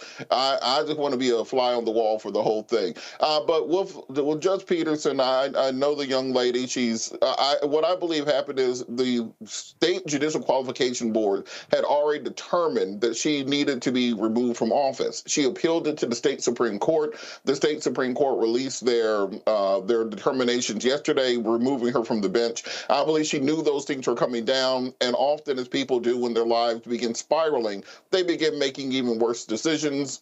She went to this nightclub. She had a few too many, apparently, to drink. Decided to, instead of leaving orderly, to, of course, resist arrest, which resulted in things getting worse in the video that we see here. I'm hoping that she gets the help that she needs to deal with these issues, and I don't think any of us should celebrate or stomp on the grave of somebody when they appear to be going through a very difficult period of time in their life. I think all of us can imagine ourselves in not this situation in particular, but on our worst day or when we're in a heightened state, something happening, and we wouldn't want to broadcast through the whole world, but that's what happens when you're in public life, when you're in public office. And all that said, I'm hoping for the person to get better, as opposed to some of the people who are celebrating the downfall of a public official. But from the beginning of her term, she's had turmoil, and it appears that has come to a halt, and we're just hoping she can do better in the future. Rebecca, I saw this video, was it on Big Ticket's page? Yeah. And she was on there, and she was talking about what happened. So roll it. Actually, let me pull it up to y'all. And so she was describing what happened at this, outside of this club. And I'm like, I hear you, but you still gotta be a little different. Okay, pull it up. You're missing what happened before that. You're missing the attack on the woman. That's what you're missing. So what I saw in the video, the woman is screaming, hey, he hit me, and you're saying let her go, right? In the video. Correct. Then the guy that I was talking to was not an officer. I was talking to the guy that was holding her. Whoever that was, I don't know if he was security or whatever, he didn't have authority to be putting his hands on her. She has already been attacked. I don't know if he's part of this attack. I just know I have a right to defend third parties. I know she was a victim, and I know you needed to get your hands off of her. Did you know her? No, I don't know anybody. Oh, you didn't know her at all? I didn't know her. I just saw her getting attacked, and I mean, how that man was punching her, it was like he was in a boxing ring. Were you the only one standing up for her? Yes. And I just didn't, listen, I was minding my business, and let's be clear, I just don't go to that place. I have a friend who, it was his birthday. I love this friend. He's a very kind guy, and I said, okay, I'm going to go. And it was a night that was fine, and then we were just waiting in line to get some hot dogs, some stuff we don't need at 2 a.m. or whatever. So I just know that I just was sitting there, and then all of a sudden, I'm shifting on my feet because my feet hurting, and then I just saw they just come past me, and just the man just started hitting it, and I'm like, I'm shocked at this point, like I'm like triggered, like what in the world, like I don't know if it just really did something. So I knew I didn't have any might to stop him. I can't punch him. I can't do anything. Right. But I could try to. He was pursuing her, so I tried to pull his shirt and just get him off of her.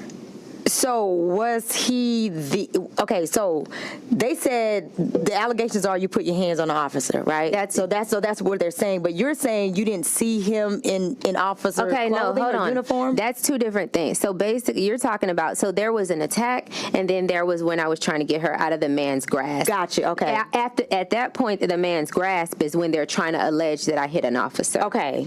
So when you were trying to tell them to let her go, an officer actually grabbed you and told you to get away from the situation, and that's when the officer said nothing to me. He said nothing. Hit me to the ground. He what? He knocked me. He knocked me out. He didn't say anything to me. That's a whole lot going back and forth. Really, what happened, Rebecca? Bottom line is, it was a lot of drama before this happens, and so you gotta, as Robert, you gotta deal with all that other stuff.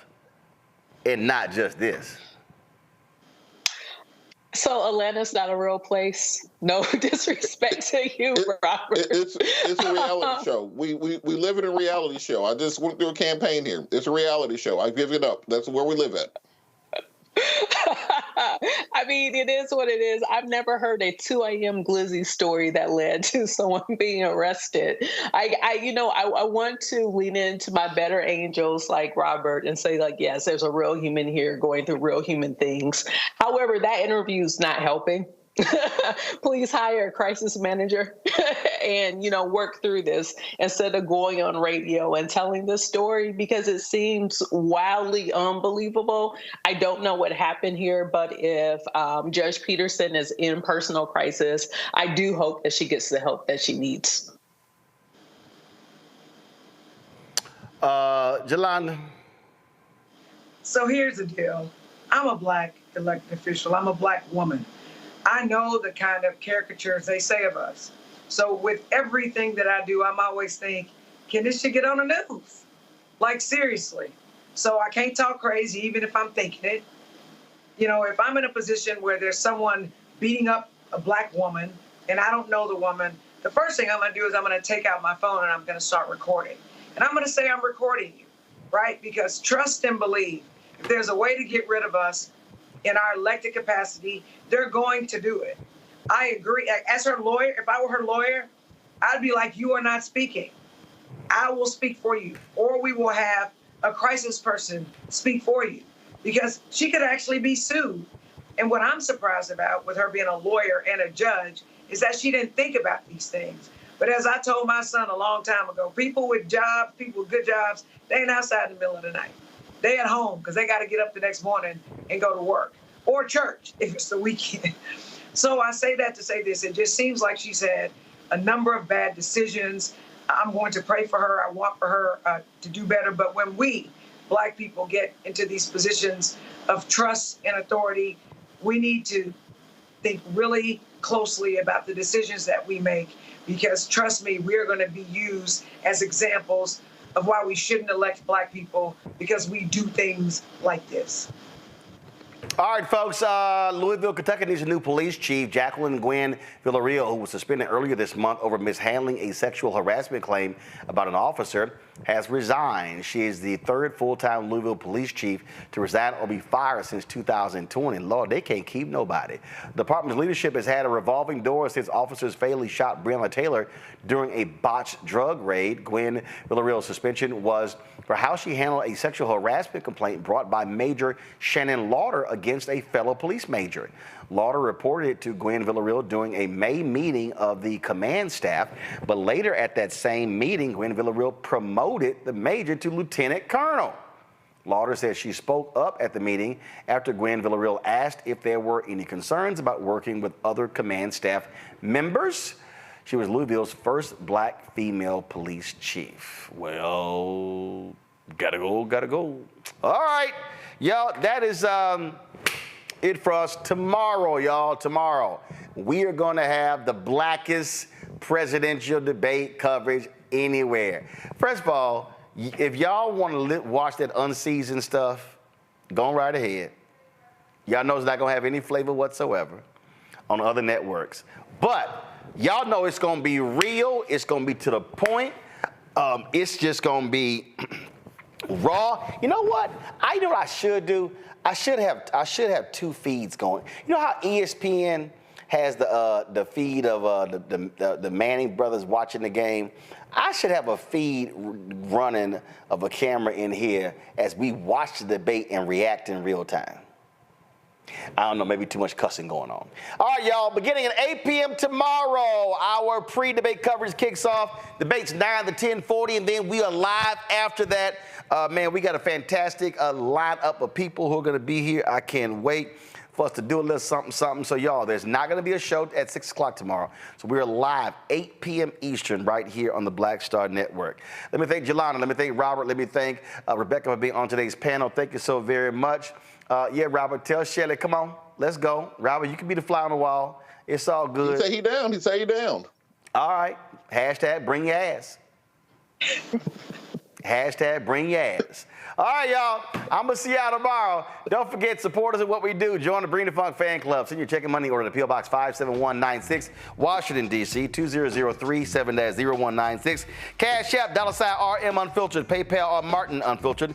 Venmo is RM Unfiltered. Zelle, RolandSMartin.com. Roland at RolandMartinUnfiltered.com. YouTube, get up. Y'all hurry up. 43 likes need to get to 1,000. What's taking y'all so damn long? Hit the like button before I get off. Man, y'all make me do this every single day. All right, y'all. Download the Black Star Network app, Apple phone, Android phone, Apple TV, Android TV, Roku, Amazon Fire TV, Xbox One, Samsung Smart TV.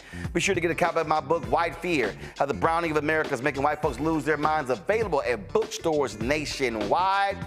Ben Bella Books, Amazon, Barnes & Noble, Chapters, Books A Million, Target, all those places. You can also, of course, you can get the audio version on Audible. Folks, I'm going to see y'all tomorrow. Yep, I am repping my Texas A&M jersey. We finished second in the College World Series. Then our coach, he left to go to our rival. Yeah, that was pathetic how he left.